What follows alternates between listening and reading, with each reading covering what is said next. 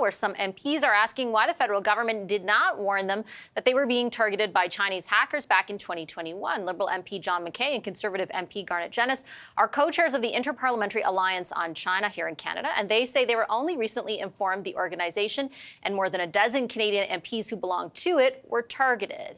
MP Genuis had this to say after rising in the House of Commons today on what's known as a question of privilege. Take a listen. It is unacceptable that we were not informed about this. Following another incident where a member of Parliament was targeted by the PRC and not informed about it, assurances have been given that members would be informed going forward, but this still appears not to be happening.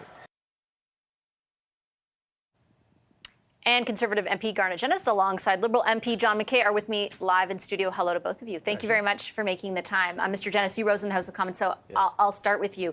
First of all, just for our audience who may not be familiar with IPAC, can you describe what it is the two of you belong to and why it may have been targeted by hackers? Absolutely. The Interparliamentary Alliance on China is a global network of legislators, and it's cross-party. The model is you have co-chairs from different parties.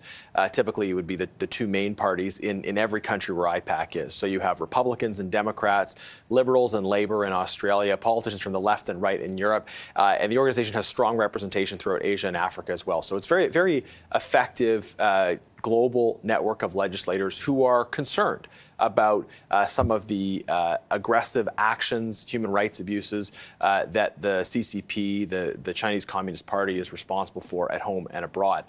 This network has, I think, been quite effective at raising policy issues, at bringing legislators together, and at driving a different global response to the threats posed by the CCP.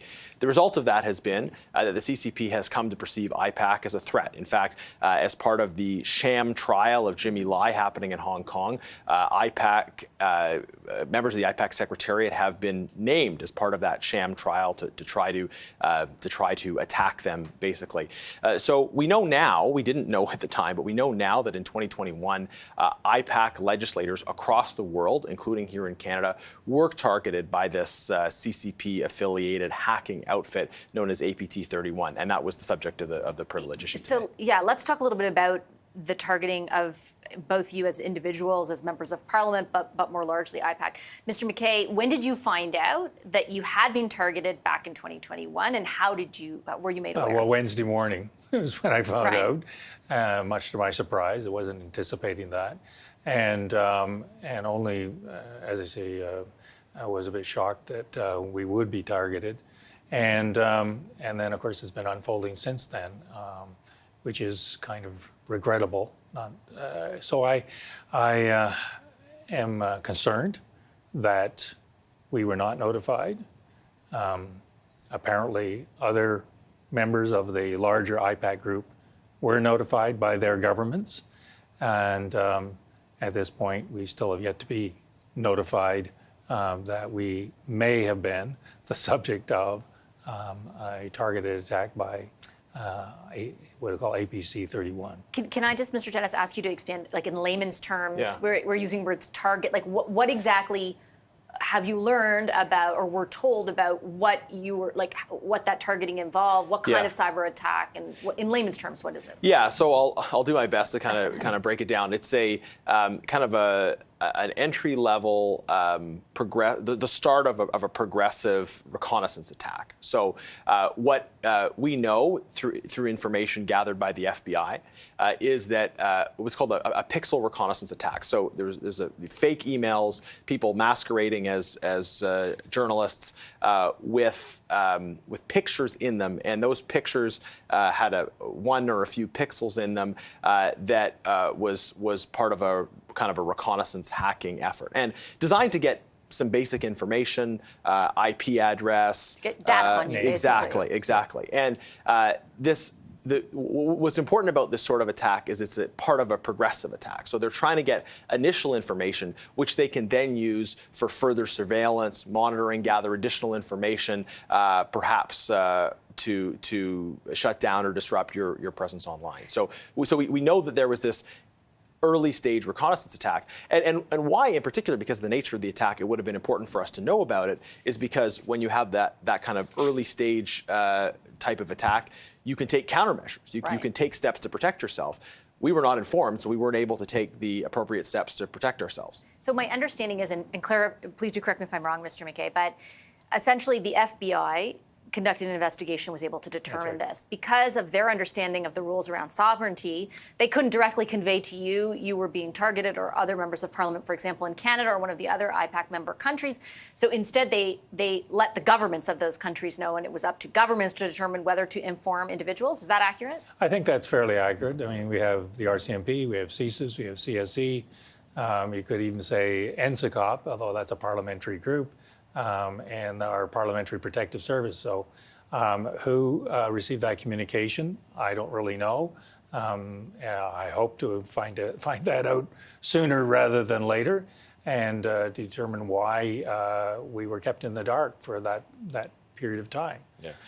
Has there been any outreach, I guess, or communication between yourselves and the federal government in any capacity to try and ascertain who did receive the information and why it wasn't conveyed? I mean, you might have closer line of communication there. I have reached out to the person who I think is the relevant minister. Yeah. Actually, two of them, and asked for a update as to why I and others were not informed of this attack. At this point, I don't know. So, and I think part of the context here as well is that there were threats made earlier against Michael Chong's family. Yeah. This has been much discussed, the threats against him and his family that he was not informed about. This was the subject of a question of privilege in a subsequent committee study in the House.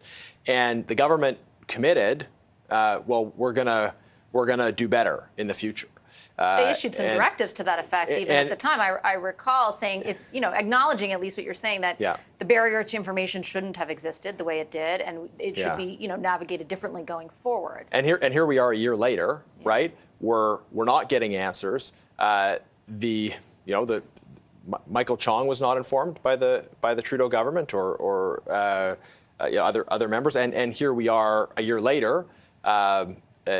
A larger number of parliamentarians affected by a different kind of an attack, and a lot of things were said then, and we're in exactly the same situation. It raises big questions about what's the government doing here, and I mean I share the frustration at not being able to get clear answers even now, even the questions have been asked by us, by journalists, saying what happened here, and the statements that have come out of government ministers have just been very kind of generic and haven't answered the question. I'll read one of those statements just to be fair, because the Globe and Mail, also to be transparent, the Globe and Mail first reported on this. They reached out to Minister LeBlanc, the public safety minister, and we reached out to get the full statement that he provided. Democracies around the world, the minister wrote, his office wrote, are grappling with the threat of foreign interference from state actors such as China. Following an agreement with all recognized parties in the House, we established the Foreign Interference Commission to examine this threat and formulate recommendations to the government on how to further strengthen its defenses. In the meantime, we're taking action, as we have done for the last number of years, to protect our democracy and our democratic institutions, and that is exactly what we will continue to do in concert with our allies. So nothing that addresses there in that statement, Mr. McKay, the substance of the concern about why you weren't warned. Do you anticipate it will form something of what we hear from the justice leading the foreign interference inquiry? Because her first report actually comes out this Friday. Yeah, I don't know that it will, because this will not necessarily form a part of her body of evidence. And so she can only comment on what evidence comes before us. So I don't anticipate that. Going back to Michael Chong's situation, I know the mind leaps to that analogy. I would like to hear first from the ministers as to how this happened and whether there is some reason. But on the face of it, Garnett is right. We were not informed. We should have been informed, and this cannot continue to happen, because my emails are compromised. If you wrote me an email, you might be potentially compromised. I think the citizens that I represent have every right to expect that when they communicate with their MP, that's a secure form of communication, and no foreign entity is looking in on that communication. I just have a minute left, but I wanted to ask each of you to weigh in on the final question, and that is what it says more broadly about the threat that China poses and the specificity with which it is trying to conduct the work it wants to conduct in this country? Garnett, yeah, Mr. look, Genuis, the government of the PRC is targeting its critics abroad. Foreign state-backed interference from the PRC, but also from other actors, is a major security threat to our country. My view is that the Trudeau government has been weak, naive, and ineffective in its response to it. And at a minimum, communicating with legislators about these kinds of threats would show that they're taking it seriously. And I still think, after everything that's happened in the last 9 years, certainly in the last couple years, as this has been more in discussion, it still looks like they're not taking it seriously enough. I agree with John that I'd love to hear what the minister has to say on it. The minister's been given an opportunity. I'm sure he'll have more opportunities. I would love to hear what the relevant ministers have to say about this, and I think they should provide real answers to these real questions. Final point to you, same question. And we are in a threat environment that we've not anticipated ever in our history.